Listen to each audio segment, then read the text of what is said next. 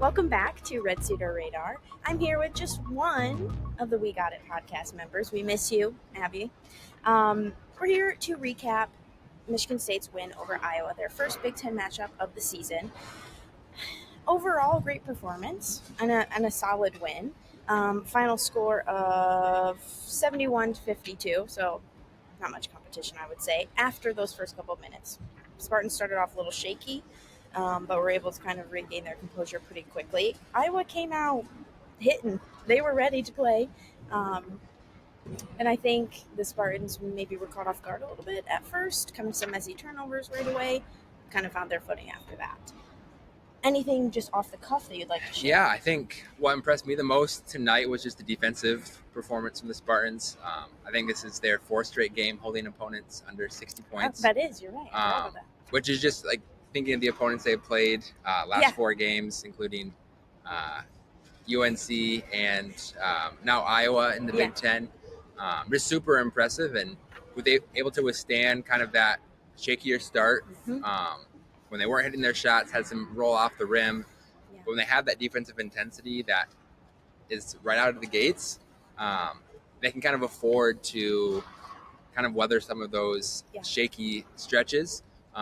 But overall, that defensive performance was just super impressive. And as Tom said after the game, it's something that they're able to carry with them game after game. Like, you might have some shooting nights that you're not as great. You might have some games that are more sloppy turnovers, but that defense has always been consistent for this team this year. Let's do player of the game. So we each kind of have a couple different ones to share, which I think is good and kind of speaks to that the load isn't on just one player going forward, that everyone kind of carries it together. Number one for me is Jeremy Fears. Izzo talked about in the press conference that he's continuously impressed by Jeremy Fears' leadership qualities, and I think he's coming into his shooting more and more, which is just another thing that if we're looking for the it guy, the star player that all of those teams that win championships have, I would say Jeremy Fears is coming into that. And my other one is Jordan Scott. We've talked about him before on the podcast, and it's evident that he's here to work, and he's here to hold minutes and do whatever he can to help the team win. He just is an energy guy on the court, getting his hand in there. Maybe he's not even making shots. He's just in there making plays, and I've been impressed by him as a true freshman. That's not something that you always see. Yeah, the two guys that stick out to me are Cohen Carr and Jackson Kohler. Both guys that I feel like kind of heading into this season with the players that were lost from last season really needed to take a big step into being leaders of this team, but also guys you could count on night in and night out. I mean, Jackson Kohler's been Mr. Consistency so far this year, averaging a double-double already. I mean, almost 8 games against the teams they've played. That's really impressive. And it seems a guy who's really comfortable in his own skin, comfortable with the ball in the paint, comfortable in his ability to get to his spots, to be able to get those shots that he gets, but then also just to clean up on the boards, finish with 12 on the night against a Big Ten opponent. As I said after the game, he's not the most athletic guy, but he just always makes things happen. And then with Cohen Carr, just continuing to make plays, just with his athleticism, with getting those offensive rebounds, getting baseline, and then over the top of these guys. I mean, a lot of these dunks that we're seeing from Cohen Carr is I was playing good defense, just able to get over on top of them and finish through that contact. And just his ability, I think this year that we've seen, is his ability to use the dribble and not just be some guy that's cutting baseline or in fast break, but able to kind of create his own baskets at the rim. And those two guys just being as consistent as they are, I think this mean a lot to this team and how we've seen them be 8-0 at this point so far. I think the most impressive thing about Cohen Carr, I've changed my mind. The dunks are fabulous. It's that he can hit the floor going 100 miles an hour, get knocked, out of the air, hit the floor, and just pop right back up every single time. Every time I'm like, oh, and he gets back up and he's like just jogging and smiling, and I'm like, dang, one of these times it's not going to feel as good. Like, I've been impressed by that a couple times. Yeah, just that buoyancy, just to be able to get it up. I mean, we saw it in Florida this last week with how slippery the floor was. Looked like he had maybe hurt his hamstring or something. groin, but just bounced right back and didn't skip or miss a beat. And just being able to have that, just being able to go over top of people. If I hit the floor that hard, I'd be out for 3 weeks. Totally, I know. It hurts me from watching it. Yeah. Okay, a couple guys that didn't have their best night tonight. Carson Cooper, who has been a very consistent player, and Izzo said this too. Like, he just pointed out Carson Cooper didn't have his best night. He went, 0 for, where is he? 1 for 3. And also Trey Fort. But I think there was rumblings about him and Divine not feeling their greatest tonight. So maybe that played a factor a little bit. I don't think Fort didn't even take a shot tonight. He had minimal minutes. Maybe not.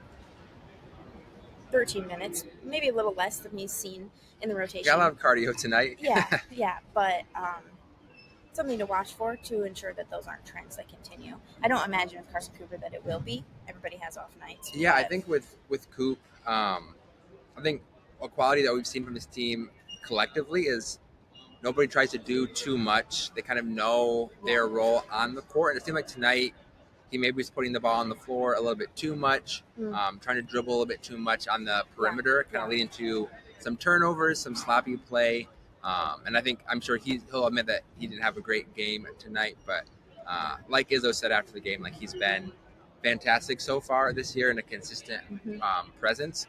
So not something I would be overly concerned about. Like you're not going to be able to have your best outing every single night, but we've seen with this team is you don't necessarily need to have a amazing performance from any one player in order to get a nearly 20-point victory in the Big Ten. And it just shows the depth of this team where you can have a guy like Cam Ward who missed the game, Trey Fort not attempt a shot, Carson Cooper not have his best game, and still have the performance that they did is just super impressive. And then as we get to this stretch of Big Ten play where they have 18 games from January to March, that depth is going to be really important. Be able to know that you can count on other guys to pick you up when you don't have your best night. Speaking of that, talking about Cam Ward, I talked with him in the locker room. It was just kind of precautionary to not have him in the game tonight. You saw him dunk. Yeah, I did. I saw him shoot around, taking shots. He dunked with both hands. Okay. So he dunked with that wrist at a brace on it. So I wouldn't be too concerned about that injury. He said he should be ready to go for Saturday. So take that for what it's worth. But he seemed positive about it. Big smile when I was talking with him. Anything else you want to share about the game tonight? Yeah, I mean, I think one thing that stood out to me was Breslin Center was just rocking tonight. From the opening tip, I mean, obviously having Pat Fitzgerald out here pumping up the crowd before the game at a timeout. But they're going to need that energy on Saturday against Duke, doing a whiteout. It's going to be a lot of fun on Saturday. The Breslin is going to be rocking. It's going to be electric. And I think, it's just been, so far every game that I've been to this year, the atmosphere has just felt very vintage. Breslin Center, vintage is own. And Izzo talks about that. He always credits the atmosphere out here after wins, how much it impacts the game, how much it kind of feeds into his team's performance. But it's just fun to be in this environment, watching these kind of big-time games already this season. It's been a lot of fun. It is crazy to think that the Spartans are 8-0 looking at the competition that they've played this early in the season. So I am very excited for the rest of the season and very excited for Saturday. Like you said, I think it'll just be a great place to be. Do you know where that game is being televised? I think the game's on Fox. That's what I thought. Fox at so noon. Hopefully lots of people at home can watch. I know the game tonight was on Peacock, and that limits people sometimes. I won't say how I feel about Peacock. But I heard it was freezing too at moments during the game and keeping people out of the app. So should have some more stability on Saturday if we're not able to be at the Breslin Center. Yes. I think that's all I have. Yeah, I think that's good. Okay. It was great to see Pat Fitzgerald here in the Breslin. He had a lot of energy. Definitely. I was into that. I'll be here. Maybe he'll be here on Saturday. Yeah. I don't know. I could see him popping out. Maybe. He's got a lot of work to do, so we'll see if he fits into his schedule. You know what, Pat? You should be in the office. Thanks so much for watching. Subscribe to Spartans Illustrated. We have so much stuff about basketball and tons of information about the new hire of the head coach, Pat Fitzgerald, for the football team. David Harns on our site has been doing tons of work on that. Definitely worth the subscription to check out that stuff.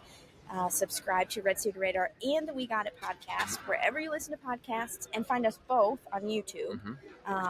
Lots to do at the end of the video, as always, but I will see you again on Saturday. Bye. See ya.